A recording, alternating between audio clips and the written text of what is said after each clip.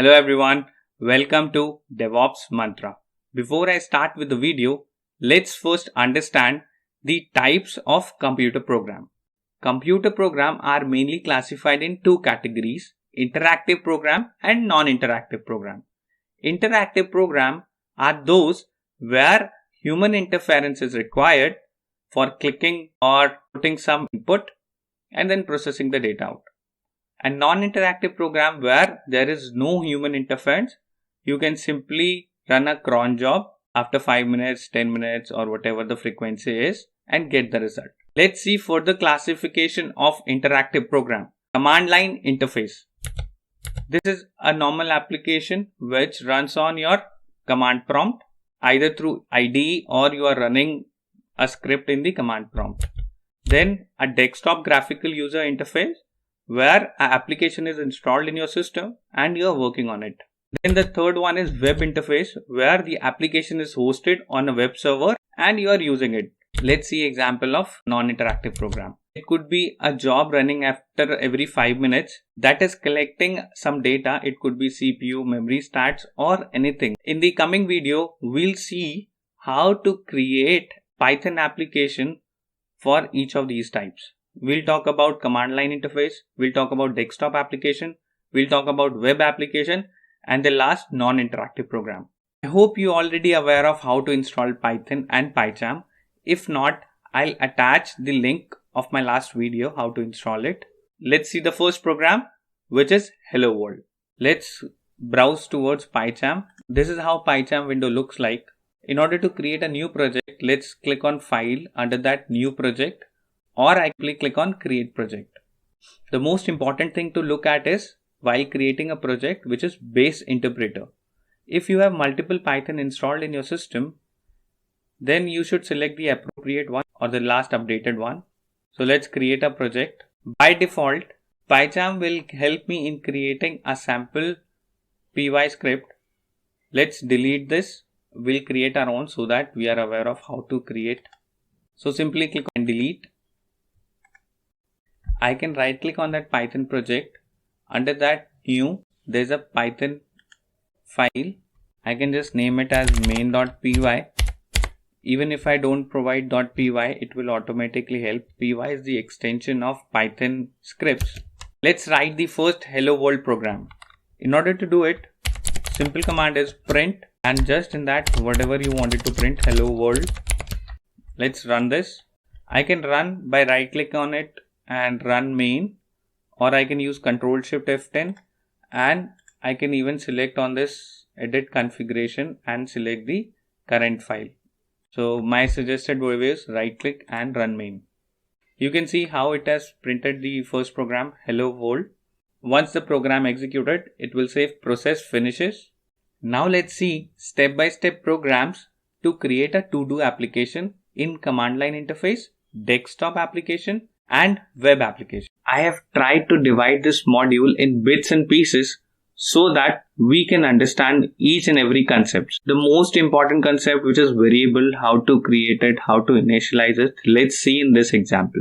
In Python, you don't need to classify whether it's a string value or integer or float or list. It understands automatically. You just need to provide a name. For example, here user prompt is a variable which is assigned to a string data type. I can provide integer also. Okay, let's see this example. Enter a to-do list. Let's run this. In the output, you can see we are not able to input anything. In order to do that, we need to use a function called input. Let's run it now. You can see enter a to-do. It's asking me to input. And then when I'm pressing it, I'm exiting from the console. So that's how input function is used to get value from the user. In this example, you have seen we have asked input from a user, but we are not doing anything from that input. Neither we are printing it. Let's see one example to print that information. So in order to print it, we are saving this input method value into another variable which is called to do and then printing that. Let's run this to validate that. Let's say wash my bike. Now you can see like it has printed whatever the input we have provided. In order to store the input entered from the user, we have to initialize a variable equals to input method so that we can store that. In this example, we have seen that only. Let's see an alternative of doing this. What I can do is I can use this value in the input function itself. Let's delete this. Now let's run this to see the result. It is doing the same thing which I did earlier, but this time the line of codes are only 2. Earlier we were using 4 line of code. This is much simplified. What if a user wants to do say 2 or 3 activities in Todo? Or in that case, I can simply call this input function multiple times and assign multiple variables to it, and then it should work. Let's just run this. Like wash my bike, enter again a Todo, meet Rahul, purchase a gift. With this you can see how we can get 3 or 4 or multiple values from the user, but we are not doing anything again for this. How to use this, how to store this value somewhere, let's see in the next example. In order to store multiple inputs from the user, we have to use a list variable.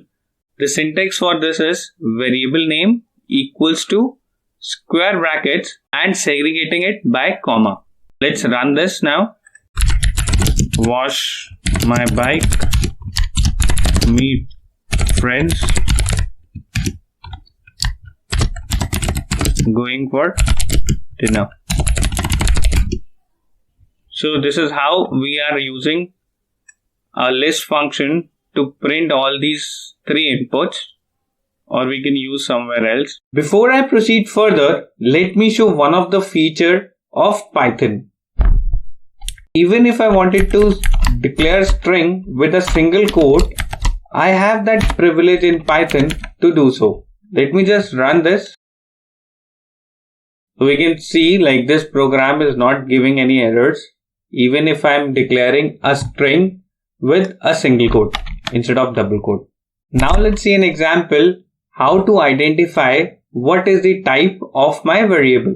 In order to do that, we need to use a method called type along with the variable name. Let's run this.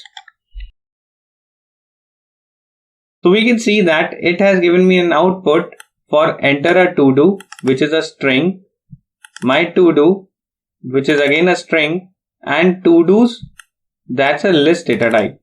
In upcoming video, we'll see what are the methods linked with these data types. Let's fine tune this program. Instead of declaring variables like Todo1, Todo2 and Todo3, which is repetitive work, let's see how looping works in Python.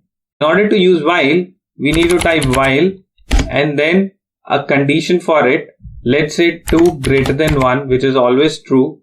We need to make sure whatever you are putting inside the while loop or any other loop, proper indentation is followed.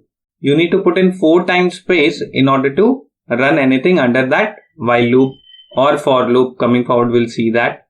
For this, we'll just print x in it. Let's run this. We can see multiple times this x is being printed. This x is basically dependent upon your processor speed of your system, since it's never going to break because the condition will always be true. Other than this, instead of putting numerical condition, we can simply say true so that my program still runs. So again, you can see this x. Let's break this. Now let's jump back to our Todo application code and use it with while. So Todo equals to input and then print that Todo and then print next. Let's run this. It won't terminate because the condition is always true. We can see in this code that Todo, bike, dinner, meet, it's not being stored anywhere in the program. We are just entering these values and it's printing bike separately, dinner separately. It's not being stored in the list. In order to do that, we need to use a function called append with the list. In order to append Todos In my list, I have used a function called append with my to-dos variable and passed all those to-do in it. Let's run this program. So it's working as expected. We can see car, bike and meat to be appended in my list.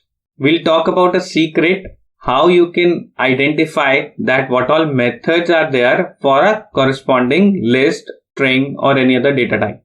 How to get the list of methods which can be executed on a particular data type. So in order to do that, you can log into the terminal and put in like py-3.10, which is my current version of Python. Once you log into Python console, you can type in dir list or dir string or whatever data type you need. Once you press enter, you'll find various method lists which can be used. The only thing which requires attention in this is the one which starts with double underscore that are internal to Python. Rest others like extend, count, index, insert, these all can be callable within your program. So that's what I wanted to share with. Let's jump to a sample question now. Try to solve this and put it in the comment below. So the question is, write a program to input their father name once. Then the program repeatedly print out the name with the first letter capitalized. Let's jump to next topic, which is match case. You might have used switch case in C language. So it's like same thing which we have in Python, which is called match case. The only thing over here is like it will work only after 3.10 version of Python. So if you are using in previous version, so I'm sorry, it won't work.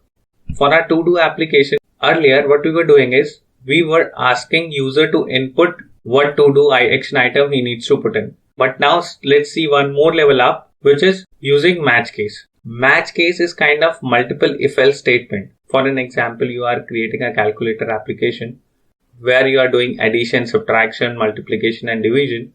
So in that case, you can have user to input the number and then add it, subtract it, multiply it, divide it, whatever you want it to do. Similarly, for our to-do application, we want user either to add a new action item or to show the existing one. So the syntax for this is match, then the user action, whatever the user action you need to put in, and what type of case you wanted to follow. This thing we have already done in past, like entering values from the user and then appending in the list. Show helps in printing the list which we have already appended on the top in add, and then let's print it. Let's run this and find out whether it's running fine or not. Add, again add.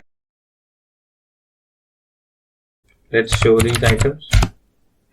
We can see like this is being added to the list. So it's in while loop where the condition is always true. It will again and again ask me this to enter the value. Now in the next example, let's see how to terminate this. In order to terminate it, I am adding one more case, which is exit with a break statement. This break will help in terminating from this while loop and then print whatever you wanted to do further. Let's run this now. This is the same which we did in past. Let's exit it.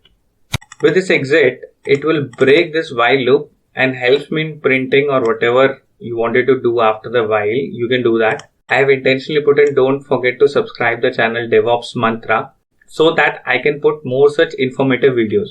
Let's run it.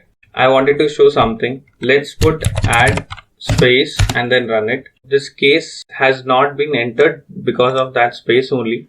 Or what if I wanted to handle this kind of situation? Let's exit it.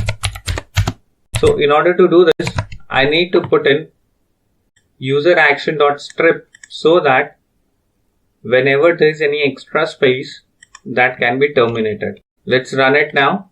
I'll do the same thing. Add space. You can see it's entered into the case now.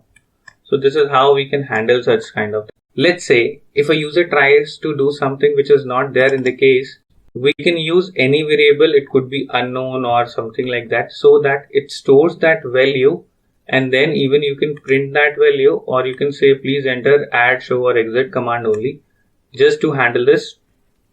Let's rerun it now.